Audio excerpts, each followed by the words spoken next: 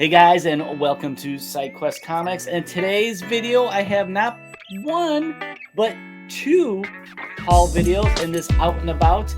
Stay tuned to see what I got.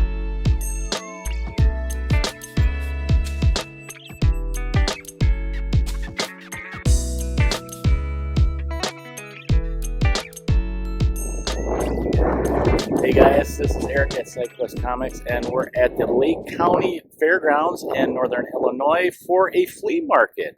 So it is early March. The weather's starting to get nice. We're probably about mid 40s, so there might be some outside dealers.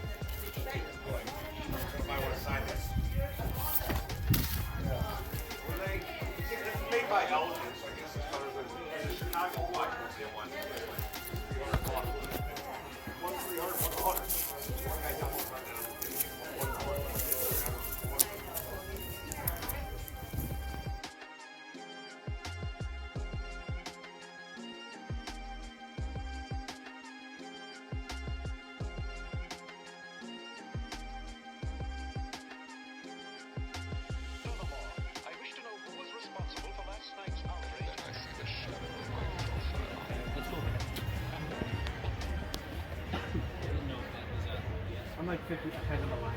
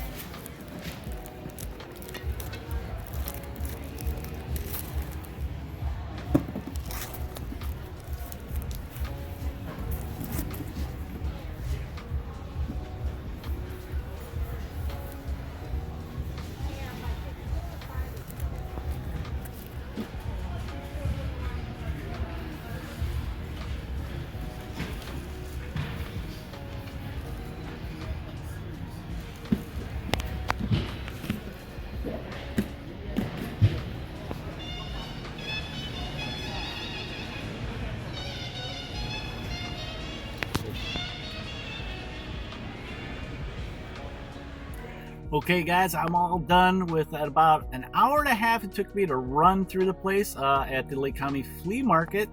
I got here a little bit late, so I had to run to make sure I saw everything, which was okay. There wasn't a whole lot of dealers that had comics. I saw a couple short boxes and a couple just stacks on tables, so I went through them the best I can. But there was one dealer there that I visited before, so I am super jazzed. I got a big key that's been on my list for a while. He had so many different ones that I'm just like, man, I wish I had more money and that kind of money to buy them all. So hopefully the next time I come to one of these and he's at them, he'll still have them. I'll start saving now. So we'll head home and I'll show you a couple things that I got that I'm super excited about. Welcome back, guys, to SideQuest Comics, and I hope you enjoyed that little bit of footage of me out and about hunting for comic books. And that is actually a combined video from the last two antique markets that was near me at the Lake County Fairgrounds. Now, they have this once a month. I don't think they do it every month of the year. Looking at it, it looks like they take a couple months off through the spring and summer because there's a lot of events going on there, like the Lake County, the county fair, and then they have other things going on there. So I think they do change places. I have to look. They have some just up north to me in Wisconsin.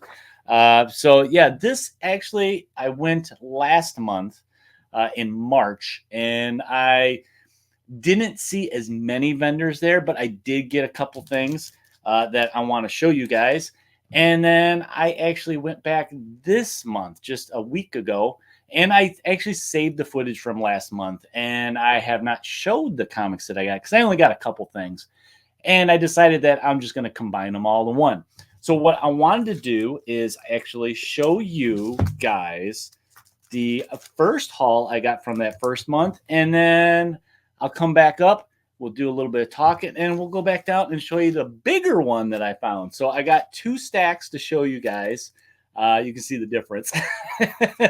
And I think some of that had to do with just the weather. It was nicer weather, so there was more people out and about. So let's go ahead, and I will show you what I got from that first haul. So we'll go down, and I'll show you the couple books I got. Well, guys, let's start with this comic right here from the first trip at the antique market at the Lake County Fairgrounds. And this is Ghost Rider #4. This was one I needed on my list. I think I'm down to maybe 2 or 3 more left. Of course, #1 is one that I need for volume 1. But this is #4 from 1973. It's a beautiful copy of this. I mean, the colors are nice and they pop. It's like barely, I think maybe 1 or 2 spine ticks. This is a very high grade book for me. And this is written by Gary Frederick, and cover is by Gil Kane. I love how he drew Ghost Rider early on. And the pencils inside are Jim Mooney. And looking at my notes, I do only need a couple left. But his correction, it's not 3, it's 5. I have 5 left. So yes, I need #1. That's the big one. 28, 32, 33, and 54. So not too bad in there. #1's going to be the worst one. But I like the title of this one. This one's called Demolition Derby. And I mean, it even has Ghost Rider talking about smash up, but missed me. I'm home free. And then somebody here with a gun getting ready to sniper him is, that's what you think, Rider? For Death Stalks the Demolition Derby. I love when comics have these kind of things on the covers. It really kind of puts you in the mood of, you know what to expect in that comic, and especially at this time period in the 70s. I love it. I love that they did that. So that's #4. I got 5 more left for Ghost Rider Volume 1. I'm super excited that I got this one. So let's go on to the next one. All right, so next up we have a magazine style book, and that is this one. Holy cow, I gotta go back a little bit. Here we go. Let me center it there so you guys can see it. This is Vampirilla Volume 1. This is #2 from 1969. And what this is, it's a magazine produced by Warren Publications. It's got 8 short stories in here. I think these magazine style comics, I guess you'd call them, graphic novels, were very popular in the 70s, late 60s, even into the 80s. We saw them. But this is a key book. Now, the key book here is it's the first appearance of Draculina. I believe I'm pronouncing her name right, who still appears in Vampirella comics today. Now, this magazine series, this number 2, it ran for 113 issues in the series before they switched up to like a standard comic size in the 80s. And the writer is Don Glut. We got Nick QT and various other writers. And then the cover, the important thing is the cover here. This is Bill Hughes that did the cover. There's various other artists on here like Ernie Colin and some other ones. So it's very cool key book that I want to get. And, you know, it was too bad he didn't have a number 1, but I can understand that. Number 1 is a big key book. But I thought this was kind of good. He gave me a good deal on it. It's one of those things that I couldn't say no to it. Good for, you know, I thought it was a good book to add to the collection. So that is Vampirella number 2. So hopefully I'll find number 1 eventually. I don't know. We'll see. So let's go on to the next one. Now, this next magazine one is one that was on my list. You guys know I love me some Conan. Now, this is Conan magazine that ran for quite a while into the 80s, but this is the first one. This came out in 1974. This is Savage Sword of Conan the Barbarian.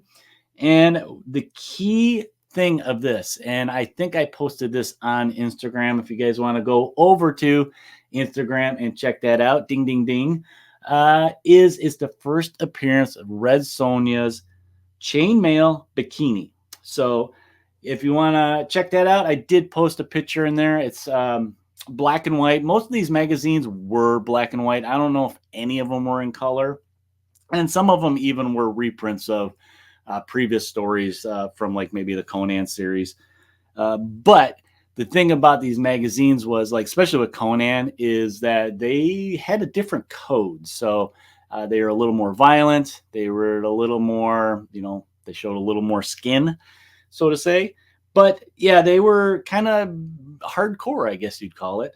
But this one, the various writers included Gil Kane, Roy Thomas, Fred Blosser, Glenn Lord, and then art we have Gil Kane, and then Marie Severin, Barry Windsor Smith, Neil Adams. So a lot of big names in this particular book.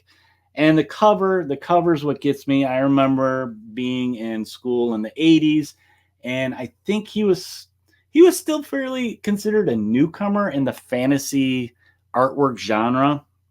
But this is Boris Vallejo that did the cover of these. You know, going through some of these books at my local store because they had a big collection, I was picking through some of the Boris Vallejos just because the artwork is phenomenal, the paint style that he has.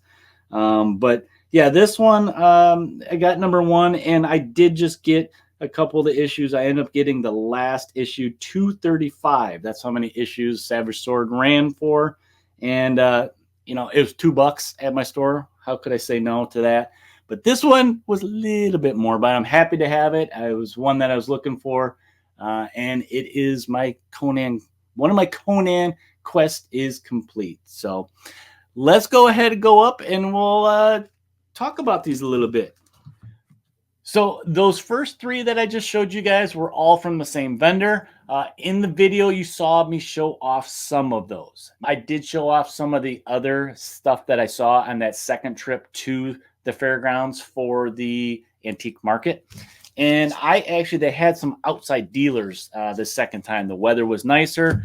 It's April as opposed to March. It was a little bit chillier then. And, you know, this was the first 2 times back to the antique market since, I think the last time I went was November, and I found some cool stuff. But this time, because of the outside dealers, I found quite a bit more, and I was actually hoping that same dealer that I got those last books at was still there. He actually gave me his business card, so I messaged him. He said if there was something I saw there that I wanted him to hold, he would, which was very cool. Very nice of the guy to do that. His name was Steve. And I was like, well, I don't want him to hold it for me, but I guess he didn't end up doing any other shows in that last month. This is something that he just does for fun. So I was hopeful that some of those books were there. And let's see some of the stuff I got from the outside dealer and the other stuff I got from Steve. So let's go ahead and go down once again, and we'll check these ones out nice and close. All right, guys. So for that first trip, I only had the 3 books. So it was a little one. As you can see, that's why I kind of wanted to save it. But this one, I have a little bit bigger, chunkier stack. So I'm going to try and go through these a little bit quicker, guys, just to save some time. But let's start off with one of the outside dealers. You may have seen in the video, they had just a tub kind of almost stuck under a table. But I looked through it anyway, and I found this one. It was just in a bag, no board. I ended up kind of trying to clean it up a little bit, and I put in a nice little Mylar here, so it just makes the colors pop. But this is Silverhawks #1. This is a newsstand. So it came out in 1987 by Star Comics. It was a little side line that Marvel had. It had a lot of kids-oriented stuff, either based on cartoons like Ewoks, Silverhawks, stuff like that, or just I think they had like almost like a strawberry shortcake was one. So a lot of stuff like that geared towards kids. And this was the first team appearance of the Silverhawks in a comic. This was written by Steve Perry, art by Mike Witherby, and this was actually only 7 issues. So it only lasted 7 issues. Real happy to have this. I used to have this. I don't know what happened to it. I don't know if it got destroyed or whatever, but I still have the, actually, I used to make little markers for my long boxes back in the day. I just write them on them with a ballpoint pen, and I still had one that said Silverhawks. So I don't know what happened to it. I'm very happy to have this back in my collection. And for $3, I can't beat that. Okay, next up, I found this one that fills a hole. I just need one more issue for this run of Gambit. This is Gambit Volume 3. And this one's actually a special cover. It's 1C. They call it the Queen's Edition. I tried looking it up to see what exactly that meant. I think it's just, it's like a sketch variant. But this Queen edition came out in 1999. It's a 25 issue run. I just need the number 25 to finish this run. And I was surprised to see this. When I found this, it was also, once again, just in a bag. The bag was so discolored and like kind of had little smudges on it that I was worried that it was actually the comic. As you can see, the comic is pretty clean once I put it in a new bag and stuff. So I was kind of a big wipe my forehead with that one. So Gambit #1, I just need one more for this volume. Okay, I got a couple at this dealer in this tub just because they were so cheap. I picked this one up. This wasn't even in a bag or in a board. It was just loose in there. It's West Coast Avengers Annual #1. Now, I've been picking up this West Coast Avengers Volume 2 when I see them. I remember as a kid reading through these. My cousin was a big Avengers fan, so he got all these. I used to just read his, borrow them. He would borrow my X-Men ones. So I was kind of happy to put this one in the collection. This one came out in 1986. So like I said, it's just really cool to put this in the collection. I do have a bunch of the regular volume. I think I'm only missing a couple of those ones. I ran just over 100. So it's, like I said, it was in there raw. Is in pretty good shape. Why not? I'll get it for the collection and add it to my slowly growing Avengers. Now, last up at that dealer, he had this one in there. It's another Star Comics Inhumanoids. This one is #3 from 1987. This one, I need to get #1. This is the only one I have now, but I figured, if not for #1, it's only 4 issues in this series. I got to start somewhere, so I might as well get 3. It's cheap enough. #1 I know is a big key book because it's the first time the Inhumanoids are featured in the comics. This was a random, obscure, not really obscure, but it was one of those weird toy lines that they made cartoons and comics for. So that's Inhumanoids number 3. So hopefully I can find the rest of them soon. Okay, and walking around, I did get some of the video of this guy, all his slabs he had, but he did have some raw books there. And digging through, I found this one. This one is Marvel Adventure featuring Daredevil. Now, these are all reprints. This is something that Marvel did in the 70s. This number 1 came out in 1975 and is a reprint of Daredevil number 22. Now, this is written by Stan Lee and the art's Gene Colan, and it was only a 6-issue run, this adventure, Marvel Adventure featuring Daredevil. They were all Daredevil. This one, he had it there, and because I bought this next one, he gave me a little bit of a deal. So, yeah, it was a nice, clean book.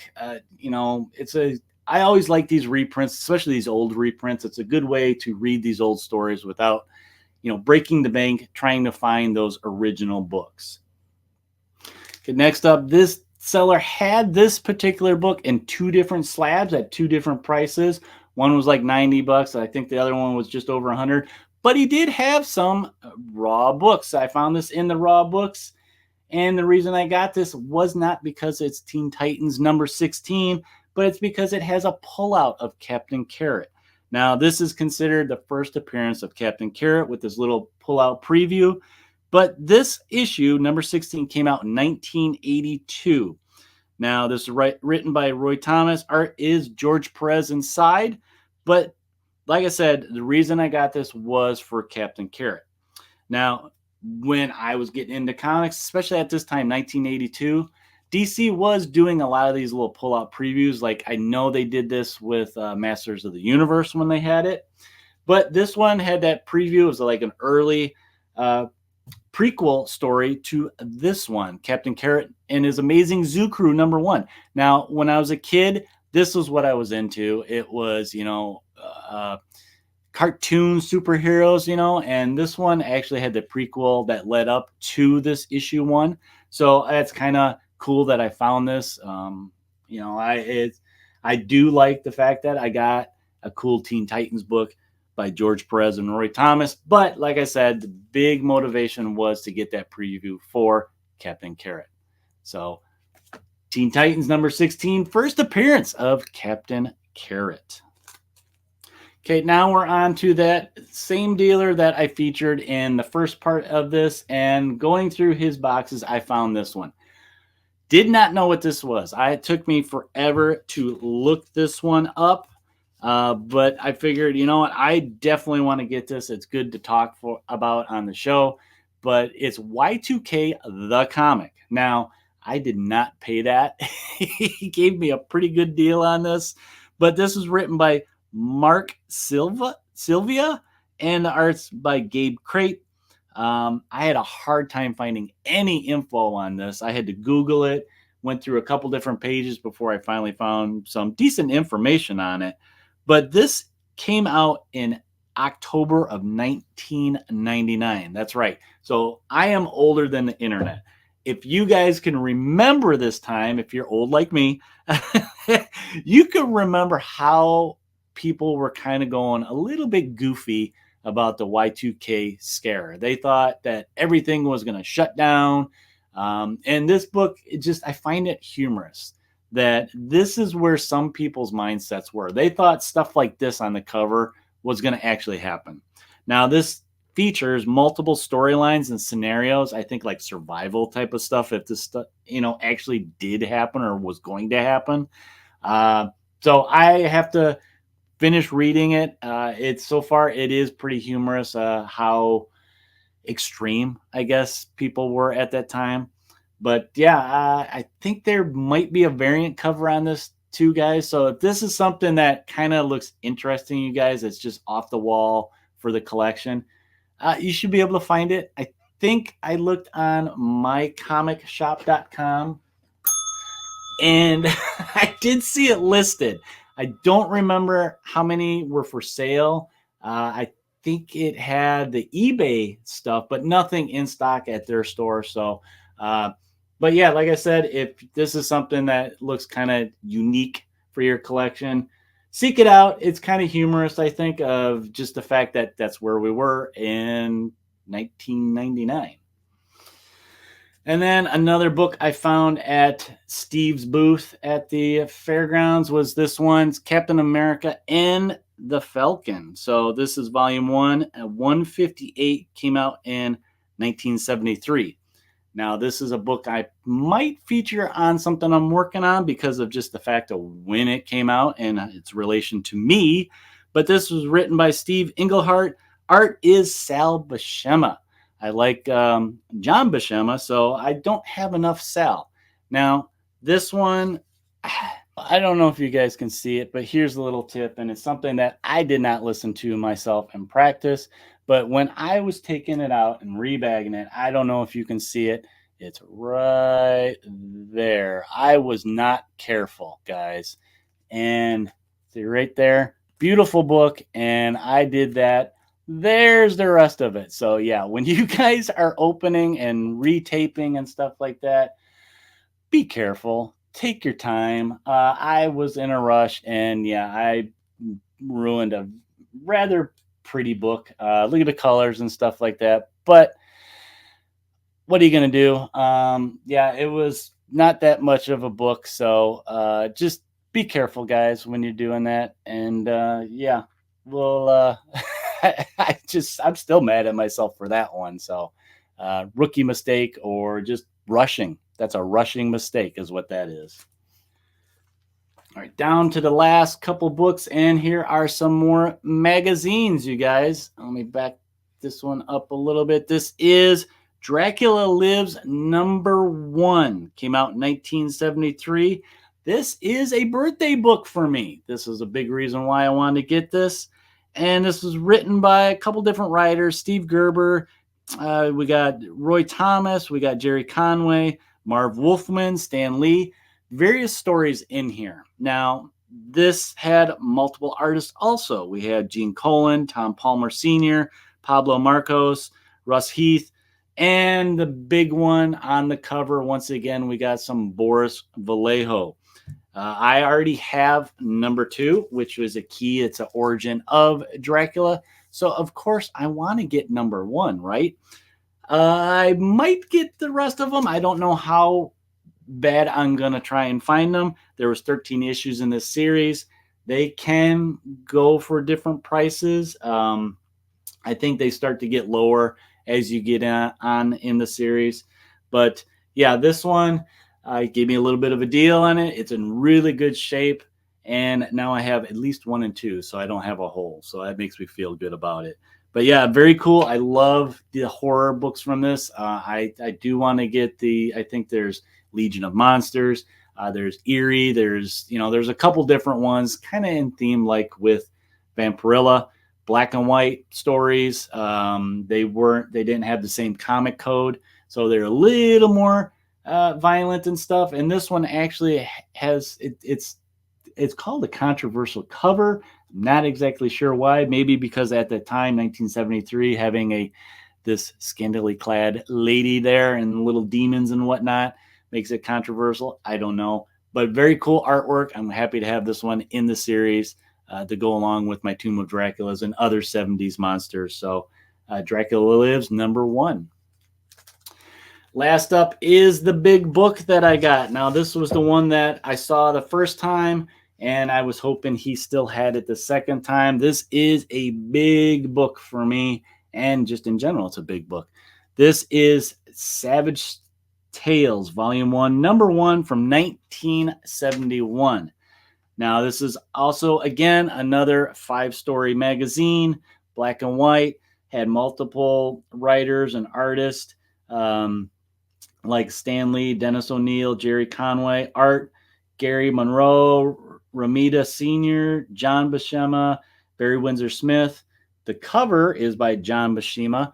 Now, the big key for this, why it's such a big book, is it is the first appearance of Man-Thing in here. So I'm very excited to have that.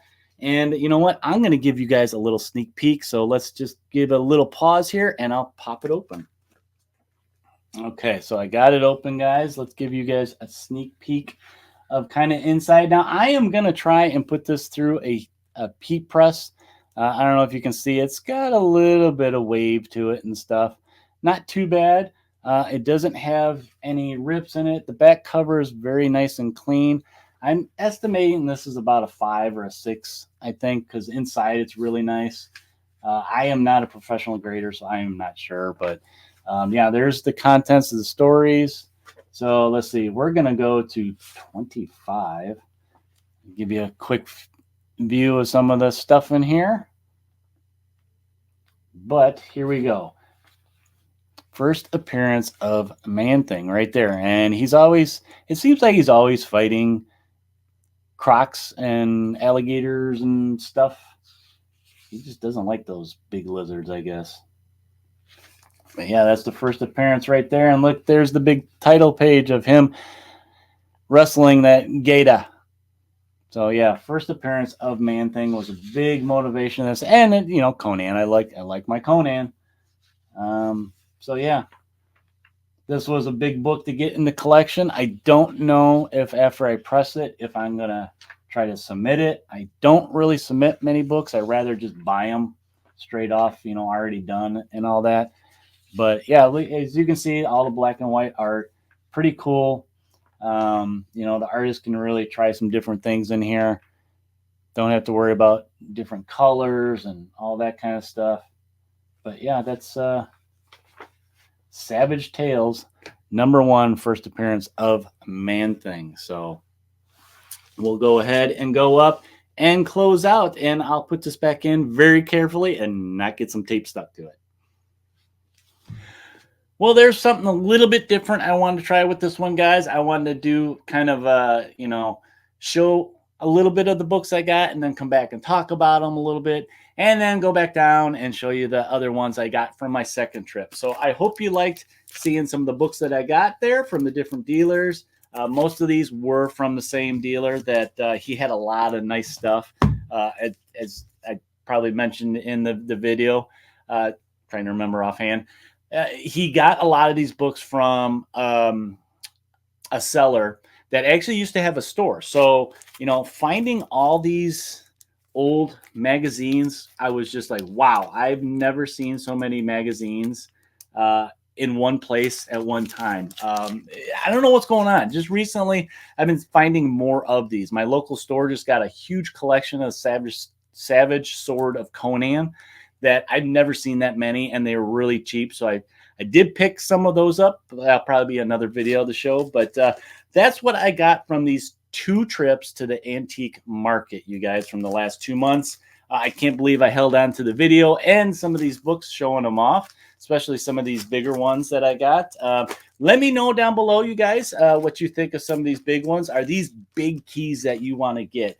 I mean, these were books that have been on my list for a while, and just, you know, it was one of those things that when I saw them, I was surprised. And then all these ones were just little added bonuses, you know, something very different. I've never seen this one, so I'm curious to finish reading it and just see what it is. I find it kind of humorous that in 1999 we had something like this. So let me know down below what you guys think of these books. Are these something that you kind of want to try and find? And when you're down there, please give me a thumbs up, give me a subscribe and a follow, and make sure you comment down below. I like hearing from you guys what you guys think of these books that I found, and let me know if you got those books. And while you're at it, head over to Instagram, give me a follow, and like away on some of the posts that I'm doing there. I try to post on a regular basis there through the week to give you guys some more content to enjoy. Well, that's all I got for you guys today for this out and about haul. I hope you guys enjoyed this. It was a little bit different. I tried, you know, presenting the haul a little bit different. And let me know, you guys, what you guys think of this haul. And while you're out there at your antique markets, flea markets, and on your out and about quest, happy questing, and we'll talk to you next time, guys.